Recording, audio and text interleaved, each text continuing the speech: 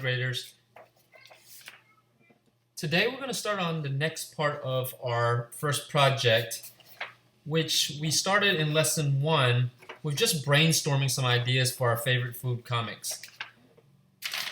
I want to just refer to that. You're going to need that because you're going to use the answers from number 4 in order to complete this next part of the project where we're actually starting to do some of the artwork.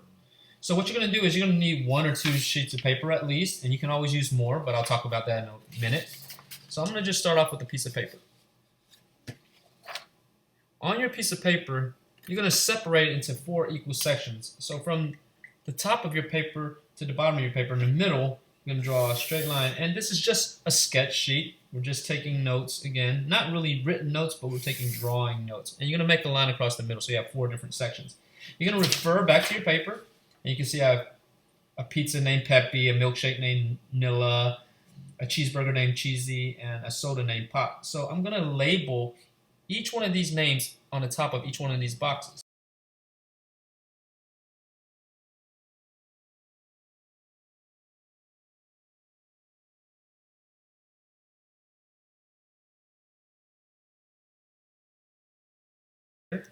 And what you're going to do with this part of the project is you're going to just start drawing sketches of each one of these characters.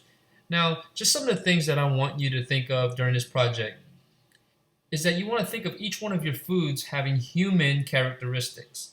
Do they have hands? Do they have fingers, feet, eyes, hair, clothes? You're the artist, so you ultimately get to decide what this character looks like. There is no right or wrong to it. Okay?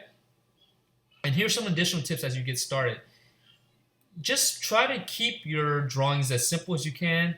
Use the details that really exemplify what your food is. Try not to get too detailed on what the food really looks like in real life, because this is a cartoon comic drawing and you just really want to capture these things with quick, simple shapes. And if you're doing eyes, for instance, you can use simple shapes that you already know how to use and just make smaller details with smaller shapes on the inside. Remember, once again, these are your original characters, so whatever you decide to create and however you decide to create it, it's your choice. You can use anything you would like for this project to color in if you want to. You can use color pencils, markers, crayons. If you want to paint, if you have paint at home, or you can just do pencil drawings. I know a lot of you in my class like to do just pencil comics, so if you just don't want to add color at all to this, feel free just to use a pencil. I'm going to just do my demonstration with a marker, a Sharpie actually, and if you like to erase and adjust things a lot, you can feel free to use a pencil, but I tend to make mistakes a lot. I'll just go over it with the Sharpie and just change those mistakes into something else.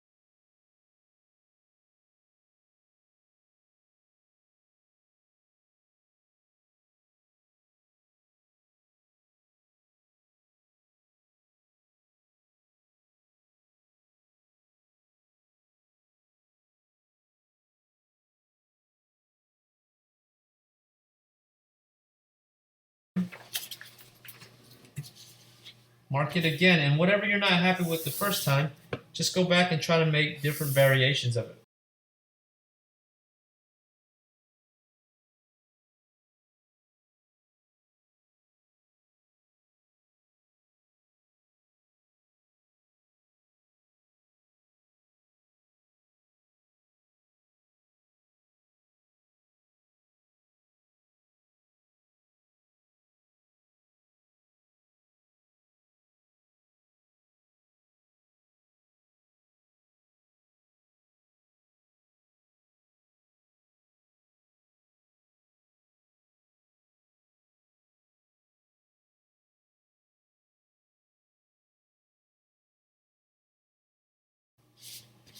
Okay. So for this part of the project, I just want you to think about your characters and visualize them. This is called personification. When you give something that's not human characteristics, you're making it into a person. So that's what we call personification. By next week, I want you to just to have a basic drawing of your four characters that you're going to be using for our comic strip. Use as many pieces of paper as you need, and just keep working through your ideas till you get something that you like for each one of your characters. Remember, keep it simple because you're going to be using these characters over and over again in your comic strip. You don't want to add so many details that every time you're working on a different frame in your comic that you're spending like way too long on it and hours on it just to draw the characters in it. Because comics really going to be about telling a quick story, and we don't want to spend all that time just with illustration on it. So for this project, just spend a week on this. For the next week, just try to spend about an hour total time and just work on each one of your characters. So I'm going to keep on working on this, but I hope you enjoyed doing this part of the lesson. I can't wait to see what everybody has planned for their characters. And I'll just continue drawing a little bit more right now, and I'll see you on Zoom for my office hours. Feel free to drop me a message anytime on Google Classroom also, or your parents can email me. All right. See you later.